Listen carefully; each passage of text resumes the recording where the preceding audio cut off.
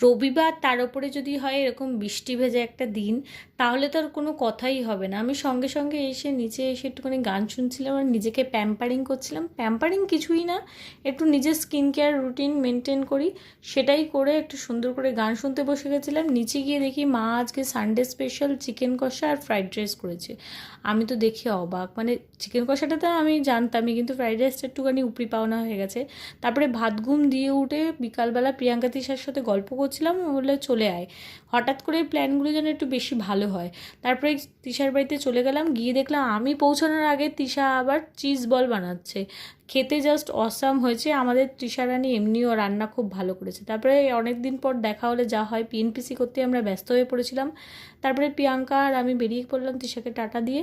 আজকে ব্লগটা বাস এতটাই ছিল। ভালো লাগলে অবশ্যই like, comment, share and subscribe করে দিও। দেখা হচ্ছে তোমাদের সাথে নেক্সট কোনো পার্টে। ততক্ষণ টাটা, সবাই ভালো থেকো।